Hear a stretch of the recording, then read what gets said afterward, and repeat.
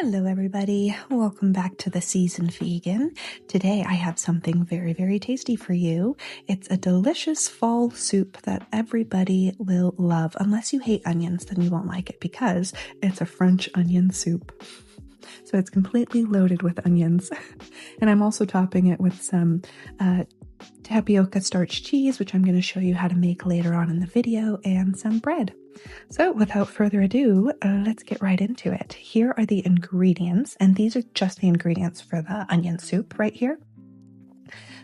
So it's obviously a ton of onions. I used like 7 onions, and they were on the smaller side. So if you have larger onions, I'd say maybe about 6, but they really do cook down. So it's better to have more than less.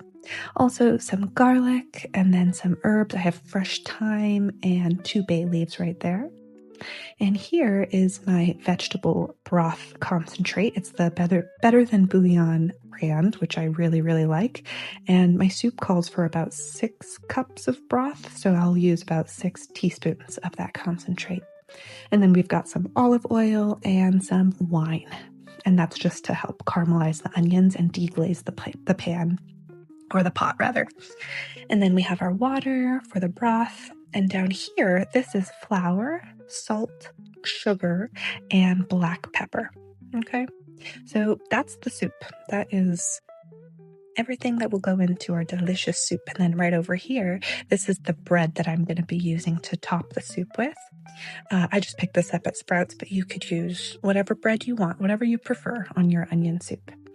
And then these are the ingredients for my tapioca starch cheese. And we can talk more about that a little later. Okay, so the first step is to slice all of your onions in half. Go ahead and get them all sliced up and then move right into step number 2, which is removing all of the onion skins.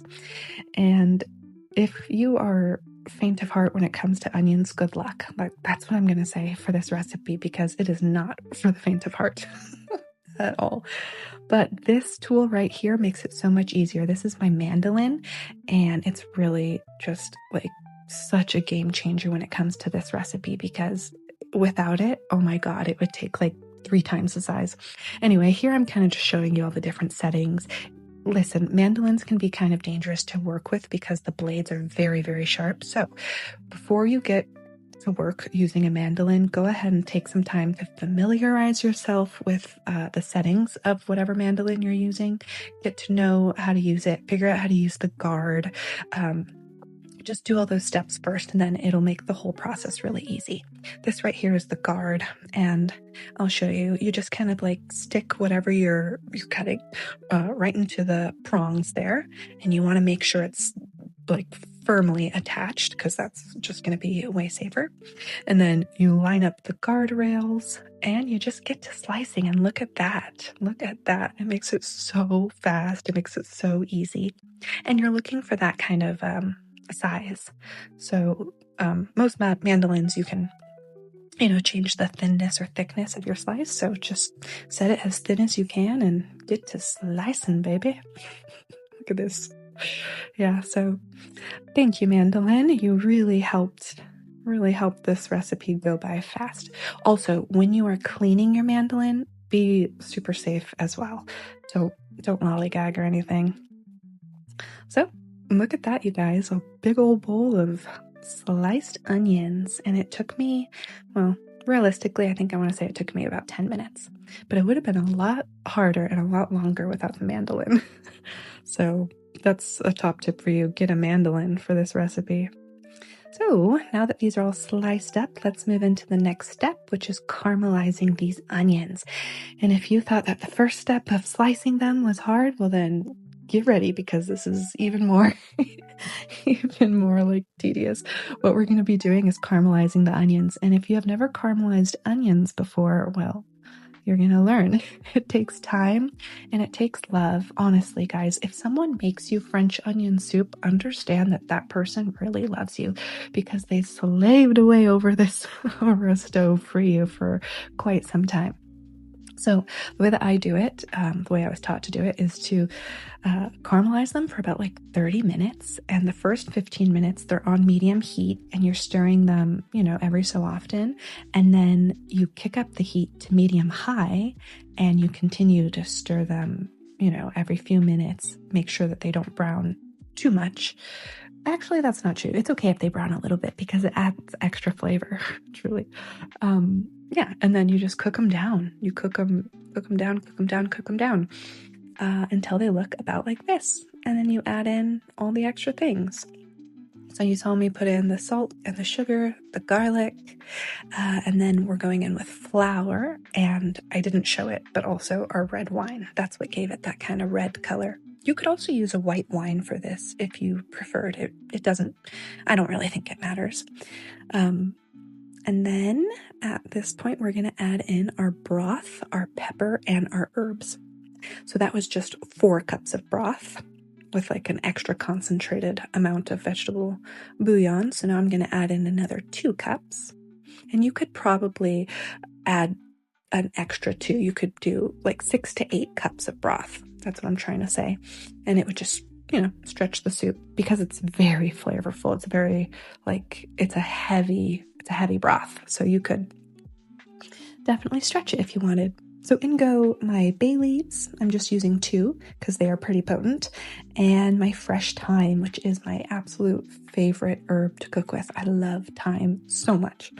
So much. So you guys, we're pretty much near the end with the soup. I had dropped or spilled rather some red wine, so I had to clean it up before Captain slurped it all up and got drunk. So that's what I'm doing there. But anyway, I was saying at this point we're going to bring the soup to a boil and then simmer it for about 15 minutes and then it's done.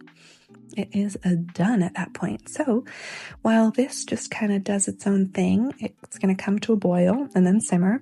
Let's jump into making the tapioca cheese starch. Wait, that didn't come out right. The tapioca starch cheese and toasting our bread. Okay, so bye-bye onion soup. See you soon. So the tapioca cheese.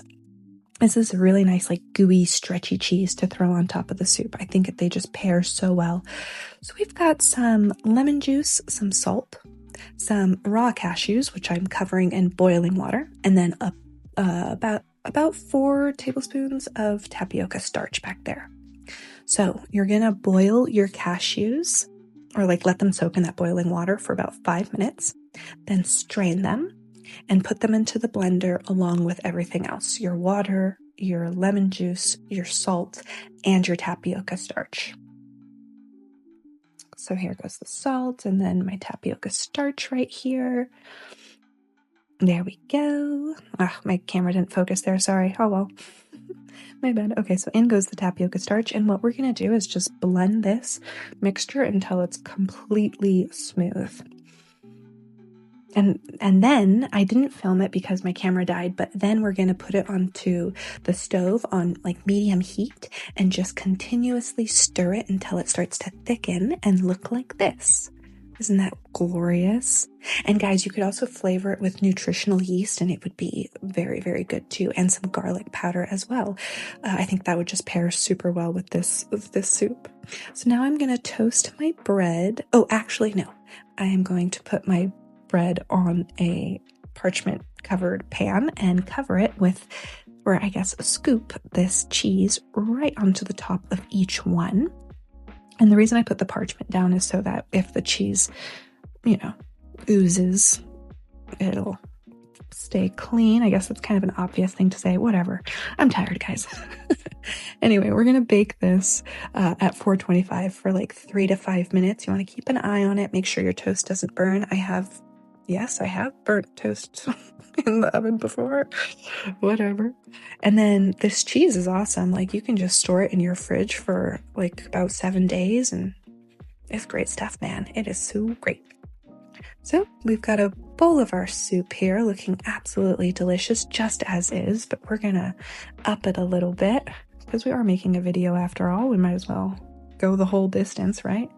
So we've got our cheese covered toast here, looking so good. And I'm going to go in and put my nutritional yeast right on top because I had already blended it and it was in the oven when I realized, oh, that could have used some nutritional yeast. I love putting it on everything. So once it is to your liking, your toast and cheese that is, we're going to just put it right on top of the soup. Oh my God.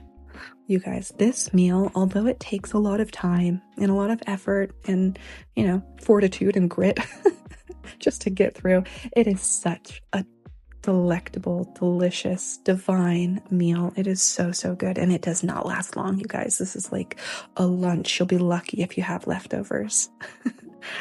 So there it is, you guys. Oh, and I like to put the broth right on top of my toast.